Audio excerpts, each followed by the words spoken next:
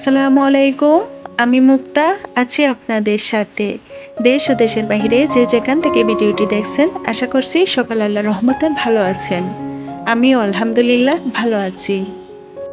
আমি একজন গৃহিণী মা হিসেবে ভোর থেকে দুপুর পর্যন্ত কাজের কিছুটা অংশ বা ব্যস্ততা আজকের ভিডিওতে তুলে ধরেছি।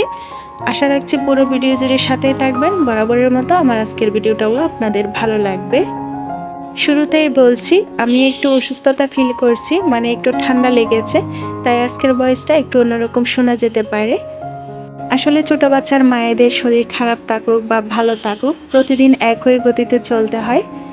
বাচ্চাদের স্কুল থাকুক বা না থাকুক, প্রতিদিন একই নিয়মে খুব ভোরে ঘুম থেকে উঠতে হয়। তো আজকের খুব ভোরে ঘুম থেকে উঠে পড়েছি, উঠে ফজরের নামাজ পড়ে হালকা পাতলা দরজা জানলা খুলে দিয়েছি, তারপর নিজে এক গ্লাস পানি খেয়ে নিয়েছি। এরপর কিচেনের টুকটাক কাজগুলো গুছিয়ে নিচ্ছি। সোহা স্কুলে যাবে, তার চুলটা একটু আঁচড়ে দিতে হয়, বাকিটা সে রেডি হতে পারে, আর টিফিনটা রেডি করে দিতে হবে। মাঝে মধ্যে সন্ধ্যার দিকে টিফিনটা রেডি করে রাখি, তো মাঝে মধ্যে খুব ভোরে উঠে টিফিনটা রেডি করে থাকি। তবে আজকে ফ্রাইড রাইস দিব, তো ফ্রাইড রাইসের রাইসটা আমি গতকাল সন্ধ্যায় রান্না করে নর্মাল ফ্রিজে রেখে দিয়েছিলাম। সকালে জাস্ট একটু সব কিছুর সাথে মিশিয়ে নিচ্ছি। একজন গৃহিণী চাইলে শুক্র শনিবারে অফ ডেতে একটু লেট করে ঘুমাতে পারে, তবে আমার সেটা সম্ভব হয় না। যেহেতু সোহাকে কোচিংয়ে দিয়েছি, সে শুক্র শনিবারে কোচিংয়ে যায়, আর সপ্তাহে 2 দিন আর কি। তো যার কারণে দেখা গিয়েছে সপ্তাহে 7 দিনে 7 দিন আমার একই টাইমে ঘুম থেকে ওঠা হয়, বা একই টাইমে সংসারের কাজকর্মগুলো শেষ করতে হয়, আবার গিয়ে নিয়েও আসতে হয়। তো যাই হোক, চলছে আলহামদুলিল্লাহ এখন পর্যন্ত। সুস্থ আছি, হালকা পাতলা একটু মাঝে মধ্যে অসুস্থ হয়ে পড়ি, এই আর কি। বাচ্চাদের টিফিনটা তাদের দুজনের চাহিদা অনুযায়ী করে নিই, যেন আমার এক একজনকে এক একটা দিতে না হয়। তো সোহার জন্য সমস্যা হয় না, সিয়াম আবার মাঝে মধ্যে একটু জ্বালায়, সে সব কিছু খেতে চায় না। তো দিন দিন যত বড় হচ্ছে সব কিছু খাওয়ার একটু একটু অভ্যাস হচ্ছে, আর সব বাচ্চা তো ঘরের মধ্যে এক হয় না। সিয়াম যেহেতু ডে শিফটে, তো তার টিফিনটা নর্মাল ফ্রিজে রেখে দিয়েছি, না হয় সে খেতে খেতে দেখা যাবে যেহেতু গরমের দিন আবার নষ্ট হয়ে যাবে। তো সোহাকে রেডি করে বের করে দিয়েছি, সে ভ্যানে যাবে। আর তারপর নাস্তার প্রিপারেশনটা করে রাখছি। এখানে 1 কেজি পরিমাণ ময়দা নিয়েছি, 1 কেজিরও বেশি হতে পারে। পরোটা তৈরি করব একটু বেশি করে, কিছুটা পরোটা প্রয়োজন করব। অনেকদিন যাবৎ ফ্রিজে তেমন কোনো পরোটা রুটি নেই। সোহা সকালে স্কুলে যাওয়ার সময় একটু কিছু খাইয়ে দিতে না পারলে টিফিন দিলেও আমার ভালো লাগে না। অনেক সময় দেখা যায় টিফিনটা খায় না, আবার ফেরত নিয়ে আসে। সে যেহেতু বিভিন্ন প্রোগ্রামে নাম দিয়েছে, তো টিফিন টাইমে প্রোগ্রামগুলো হয়, তো অনেক সময় সময় না পেলে সে কিন্তু টিফিনটা খায় না। যদি বাসা থেকে একটু খাইয়ে দিই তো শান্তি লাগে আর কি।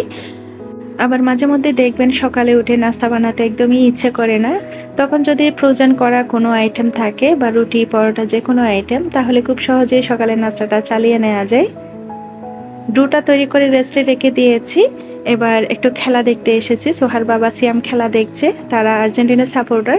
তবে আমি এক সময় অনেক খেলা দেখতাম, এখন ব্যস্ততার কারণে সেটা আর হয়ে ওঠে না, ইচ্ছে করে না।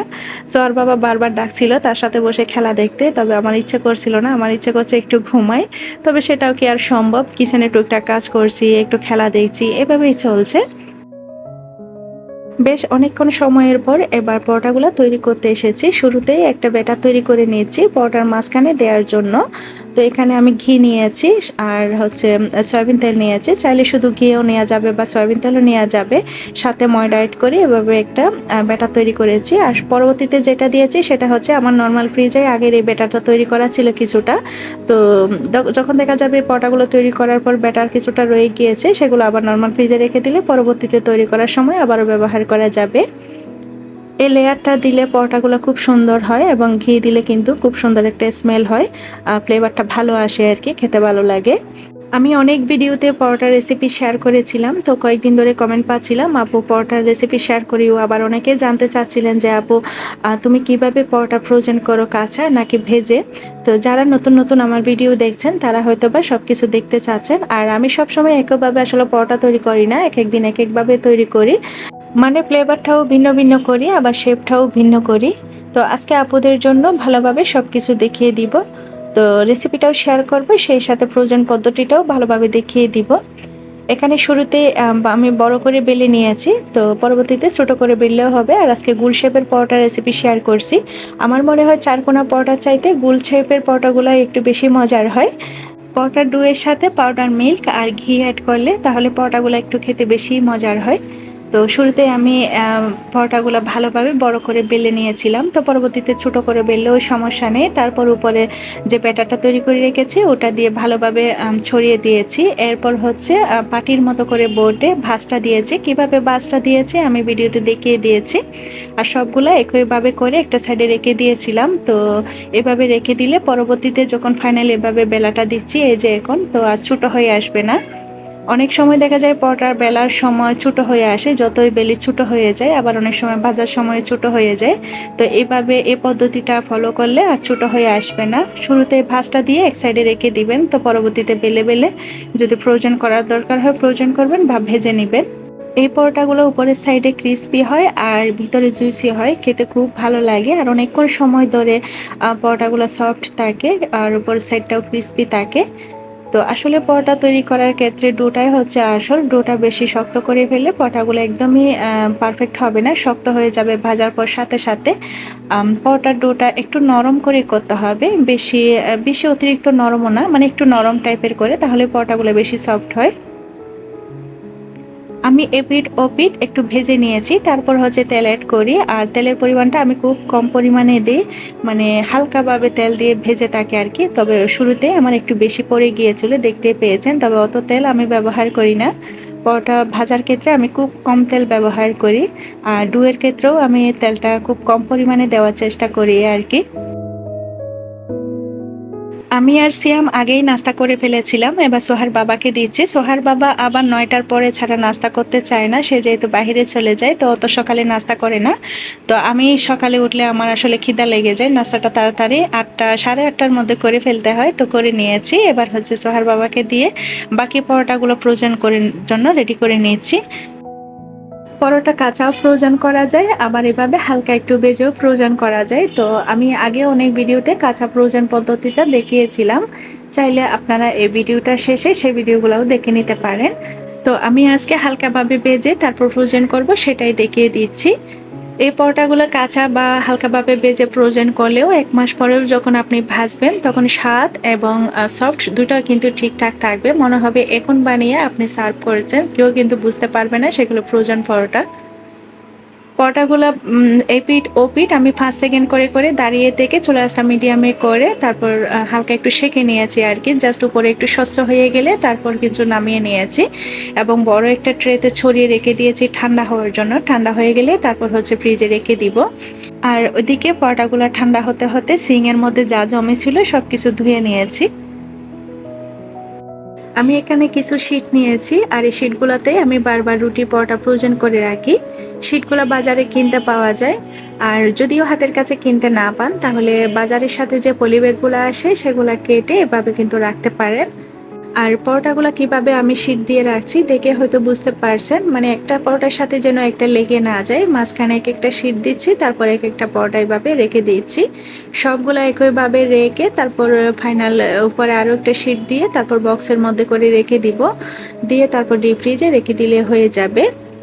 আর যখন ভাজবেন সাথে সাথে নামিয়ে সাথে সাথে তাওয়াটা ভালোভাবে গরম করে দিয়ে দিতে হবে, বা যেহেতু হালকা ভাজা আছে সেক্ষেত্রে আপনি কিছুক্ষণ নিচে নামিয়ে রাখলেও সমস্যা হবে না। আর যদি খাঁচা ফ্রোজেন করেন সেক্ষেত্রে কিন্তু সাথে সাথে নামিয়ে সাথে সাথে বেজে নিতে হবে, দেরি করা যাবে না, তা না হলে পরোটাগুলো ভিজে শীটের সাথে লেগে যায়। যেসব গৃহিণী ব্যস্ত মায়েরা আছেন বা আমার মতো সকালে উঠে নাস্তা বানানোর একটা প্যারা থাকে, ঝামেলা থাকে ছোট বাচ্চা নিয়েও, তারা চাইলে মাঝে মধ্যে এভাবে একদিন কষ্ট করে রুটি পরোটা বানিয়ে ফ্রোজেন করে রাখলে বাকি কয়েকদিন আরামে কাটাতে পারবেন। আপনি যদি এই পর্যন্ত ভিডিওটির সাথে থেকে থাকেন আর আমার আজকের ভিডিওতে দেখানো কোথাও কোনো অংশ যদি আপনার ভালো লেগে যায় তো প্লিজ একটি লাইক দিতে ভুলবেন না। আর যদি চ্যানেলে নতুন হয়ে থাকেন, যদি এই ধরনের ভিডিওগুলো দেখতে আপনি পছন্দ করেন, চাইলেই চ্যানেলটি সাবস্ক্রাইব করে রাখতে পারেন। কাজগুলো যদি অলরেডি করে থেকে থাকেন তো আপনাকে জানাই অসংখ্য ধন্যবাদ।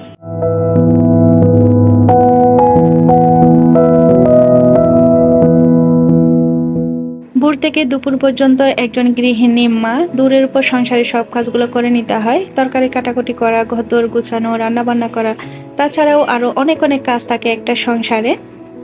যদি হেল্পিং হ্যান্ড থাকে তাহলে তো অন্য বিষয়, আর যারা একা হাতে সংসারের সব কাজ করতে পছন্দ করে বা করে তাদের আসলে দূরের উপর সব কাজ সময়ের মধ্যে শেষ করতে হয়। একজন গৃহিণী যে শুধু ঘর সামলান তা না, তিনি একটি পুরো পরিবারের ভিত্তি গড়ে তোলেন। তার কাজগুলো হয়তো বাইরে থেকে তেমন চোখে পড়ে না, কিন্তু তার ধৈর্য, ভালোবাসা আর পরিশ্রমেই একটি পরিবার সুন্দরভাবে এগিয়ে চলে। সকাল থেকে রাত পর্যন্ত তিনি কিন্তু একের পর এক দায়িত্ব পালন করেন, সবকিছু নিঃস্বার্থভাবে। অনেক সময় তার কাজকে ছোট করে দেখা হয়, কিন্তু বাস্তবে একজন গৃহিণীর ভূমিকা সবচেয়ে গুরুত্বপূর্ণ। একজন ডাক্তার যেমন জীবন বাঁচান, একজন শিক্ষক যেমন ভবিষ্যৎ গড়েন, তেমনি একজন গৃহিণী একটি পরিবারের চরিত্র, শৃঙ্খলা আর ভালোবাসা তৈরি করেন। তাই প্রতিটি গৃহিণীকে সম্মান করা উচিত, কারণ তার ত্যাগ আর ভালোবাসায় একটি ঘরকে সত্যিকারের বাড়ি বানায়।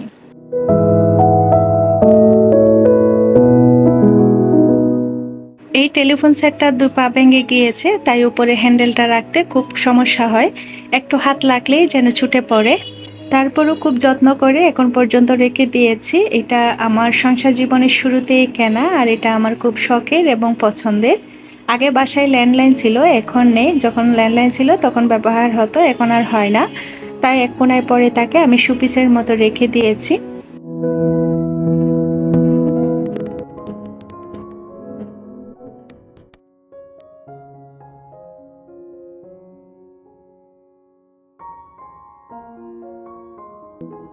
ঘরদোর গুছিয়ে নিয়েছি, এবার দুপুরে রান্নাবান্না করতে এসেছি। আর তার আগে আদা বাটা শেষ হয়ে গিয়েছিল, যেহেতু মুরগি রান্না করব, তো আদা কাটা ছিল, জাস্ট একটু ব্লেন্ড করে নিব। একজন আপু জানতে চেয়েছিলেন আমার এই ব্লেন্ডারটা কোন ব্র্যান্ডের, তো আপুর জন্য ভালোভাবে দেখিয়ে দিলাম। এটা ছিল বাজাজ ব্র্যান্ডের। আর এই ব্র্যান্ডের আমার আরও একটা হ্যান্ড মিক্সার আছে, তো বেশ অনেক বছর হয়ে গিয়েছে, এখন পর্যন্ত খুব ভালো সার্ভিস দিচ্ছে। আর এদিকে হার্ট মুরগিটা রান্না করব, তো মুরগিটা আজকে হাতে মেখে জেকে সবকিছু একেবারে বসিয়ে দিয়ে কষিয়ে রান্না করব। আলু দিয়ে একটু ঝোল করে রান্না করছি, তবে এই মুরগিটা আমার কাছে বেশি ভালো লাগে একটু ভুনা টাইপের করলে, একটু সময় নিয়ে ভুনা করে রান্না করলে খেতে বেশি ভালো লাগে।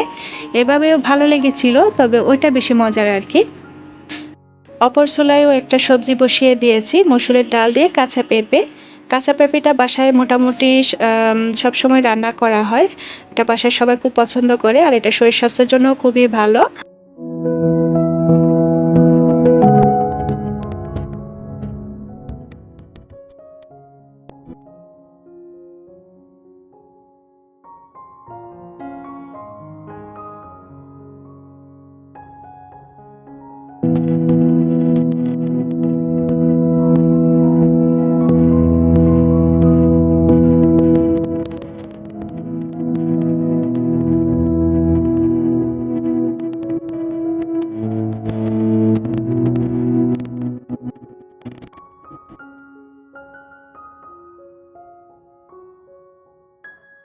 আজকের ভিডিওটি এ পর্যন্তই। আল্লাহ সবাইকে সুস্থ রাখুন, ভালো রাখুন এবং সুখে রাখুন সে কামনা করে, আর আমার পরবর্তী ভিডিও দেখার আমন্ত্রণ জানিয়ে ভিডিওটা এখানেই শেষ করছি। আল্লাহ হাফেজ।